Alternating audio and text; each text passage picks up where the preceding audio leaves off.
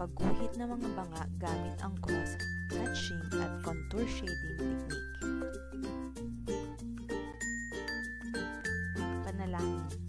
Panginoon, maraming salamat po sa lahat ng biyaya na inyong ipinagkaloob sa amin. Nawa po ay patuloy ninyo kaming gabayan sa lahat ng aming gawain sa araw-araw, lalo't higit sa aming pag-aaral. Idinadalangin po namin ang lahat ng may karamdaman, nawa po ay hipuin po ng inyong mapagpagaling na kamay ang kanilang mga sakit. Salamat po Ama sa lahat. Amen. Maraming mga sinauna o antigong mga bagay sa paligid ang sumasalamin sa ating kultura at pamumuhay. Pagkatapos ng aralin ito, ikaw ay inaasahang natutukoy ang mga sinaunang bagay o antigo sa paligid na dapat bigyang halaga. Nakaguguhit sa pamamagitan ng cross-hatching o pinag-cross na mga linya at contour shading.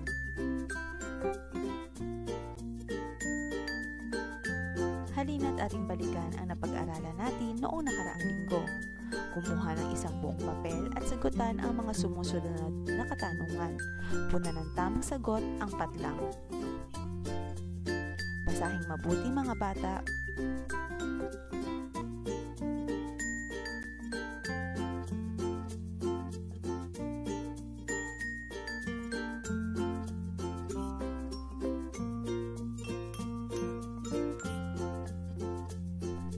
Maaari na ba nating iwasto ang inyong mga papel?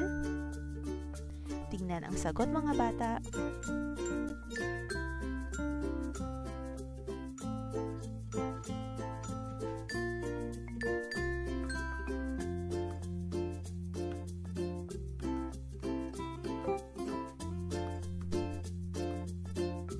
Nakuha nyo ba ang tamang sagot? Mahusay! Pagpapakilala sa aralin. Suriing mabuti ang larawan. Meron ba kayo nito sa inyong bahay? Saan niyo ito madalas makita? Ano ang madalas na nilalagay dito?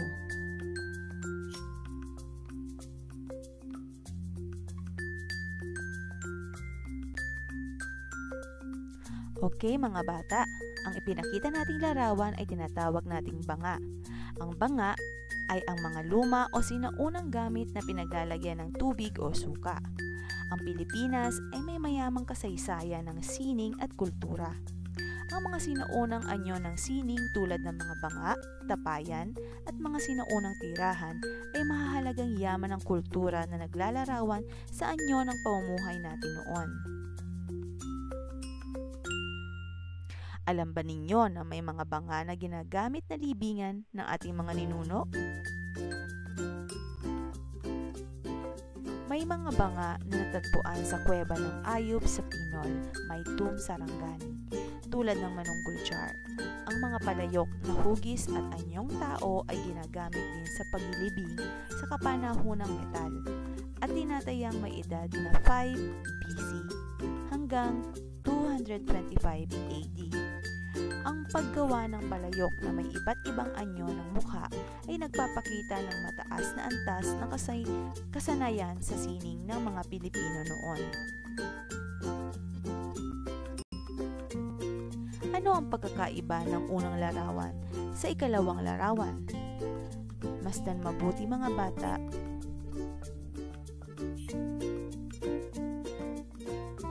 Ang unang larawan o nasa hanay A ay formal na balanse.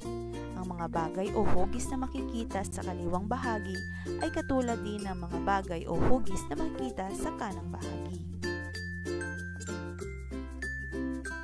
Ang ikalawa naman o ang isang larawan na nasa hanay B ay di formal na balanse.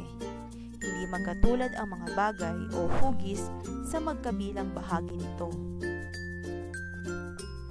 Muli, tingnan ang larawan mga bata.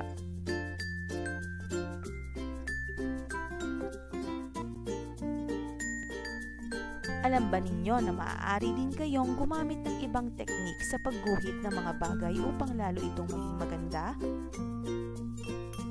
Ito ay tinatawag na cross-hatching at contour shading technique.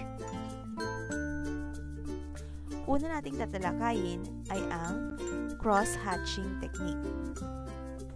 Ang cross-hatching ay isang paraan ng shading kung saan paulit-ulit ang pagguhit ng pinag-cross na linya.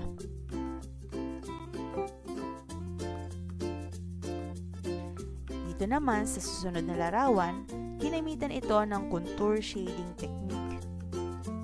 Ang contour shading ay nagagawa sa pamamagitan ng patagilid na pagkiskis ng lapis o iba pang gamit pangguhit sa papel.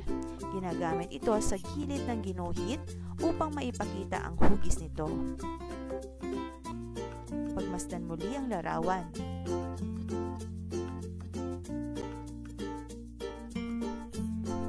Gawain.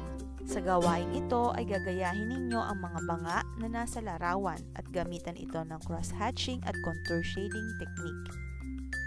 Mga kagamitan: lapis, puting papel, at pambura. Lapatan ng shading ang unang banga gamit ang cross-hatching technique at ang pangalawang banga naman gamit ang contour shading technique.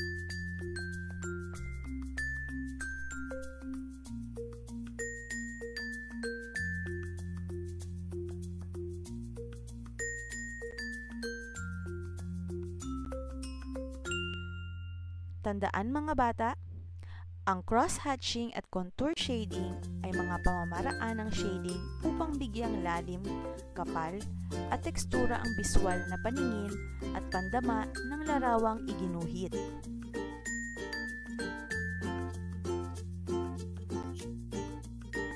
Pag-alam sa natutuhan. Panuto. Tumingin sa iyong paligid. Kumuha ng isang bagay at iguhit ito sa isang buong papel o bond paper. Gumamit ng makapal na linya o contour lines sa pagguhit ng bagay ng iyong napili. Maaari ding lagyan ng mga detalye gamit ang maninipis na linya. Narito ang halimbawa mga bata.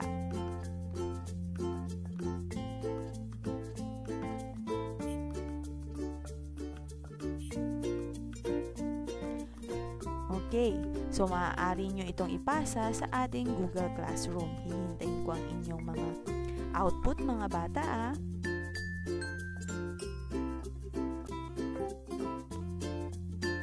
Maraming salamat mga bata sa inyong kooperasyon sa ating aralin. Nawa, mayroon kayong natutunan sa araw na ito. Hanggang sa muli, paalam! Please like, share, and subscribe, and hit the notification bell on my YouTube channel. Thank you, and goodbye. This is Teacher Pre.